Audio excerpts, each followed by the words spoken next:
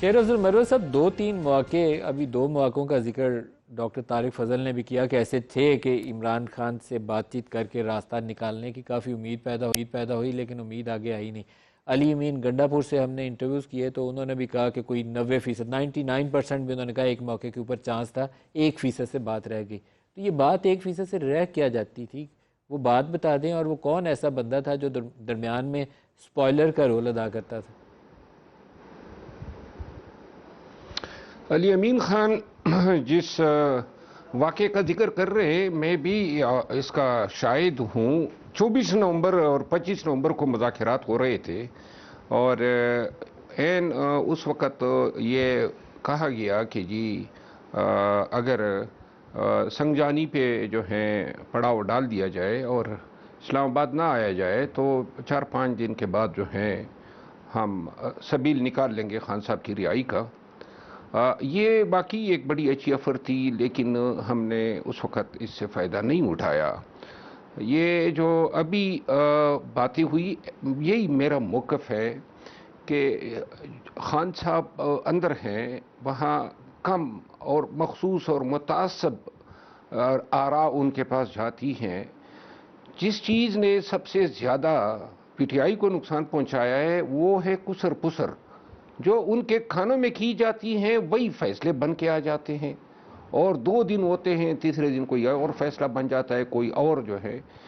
میں اس میں دوسری رائے نہیں رکھتا ہوں کہ پارٹی کے معاملات کا حل اسی میں ہے کہ خان صاحب اپنے اعتماد کے، چاہے ان کی بہن ہو، چاہے سلمان اکرم راجہ صاحب ہو، بیرسٹر غور صاحب ہو، علی امین خان ہو، اپنے ہی اعتماد کے 4-5 لوگوں کو وہ اختیار سونپ دے، کیونکہ وہ زمینی حقائق دیکھتے ہیں، ان کو علم ہے کہ کس طریقے سے جو ہے اس نظام میں ہم نے چل کے اپنے مقاصد حاصل کرنے۔ ابھی یہ جو بات ہوئی آج، جو کہا گیا کہ جی یہ کمیٹیوں سے استعفے دے، یہ سوچ کی میں حمایت نہیں کرتا ہوں۔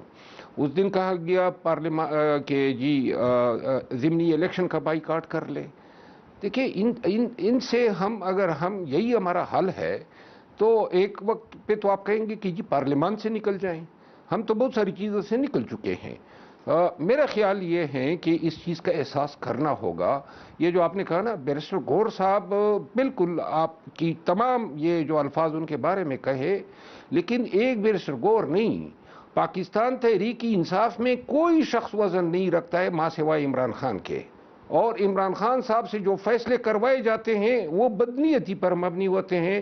اس میں یہ سوچ نہیں ہوتی ہے کہ ملک کا بھلا ہو، پارٹی کا بھلا ہو، خان کا بھلا ہو، اس میں سوچ کر فرما ہوتی ہے محدود اہداف کے، اپنے ذاتی پسند ناپسند کے، سر کسی کو گرانا سپوائلرز ہے، کون کسی ہیں؟ کو اٹھانا ہے۔ مروت صاحب، وہ سپوائلرز کون ہیں؟ سپوائلرز یہ کون ہیں جو عمران کو اپنے مقاصد کے لیے استعمال کرتے ہیں؟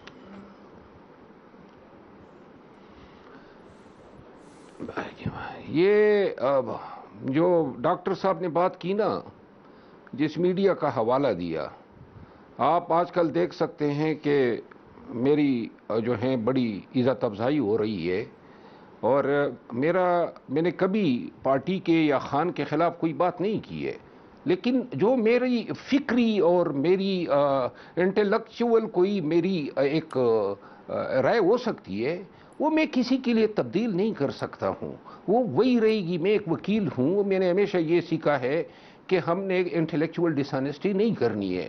باقی جو ہیں یہاں پاکستان تحریک انصاف کے تو اب 70-80% جو ان کے اعصاب ہے اس پہ تو سوشل میڈیا سوار ہو گئی ہے، اور یہ بعید نہیں ہوگا کہ جلد ہی سوشل میڈیا جو ہے وہ وہی فیصلے کرنا شروع کر دے جو کہ سپائلرز کر رہے ہیں، اور وہ سپوائلرز بتائیں کون کہ ہیں؟ جی آپ نے یہ سر کرنے، اور ابھی بھی سپوائلرز کون ہیں؟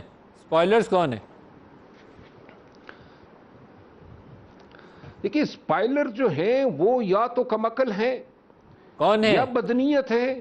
کون یہ ہے؟ نہیں کہتا ہوں، دیکھیے ملک صاحب، آپ اچھی طرح جانتے ہیں کہ یہاں پرسوں ہی میں نے ایک ٹویٹ کیا ہے کہ میں کچھ زیادہ کم سچ بولوں گا تاکہ تھوڑا سا جو ہے میرے لوگوں سے مراسم خراب نہ ہو، تو لہٰذا مجھے آپ مزید ایک ٹھیک ہے، کمپین کا شکار نہ آل رائٹ، کیجیے گا۔ All right.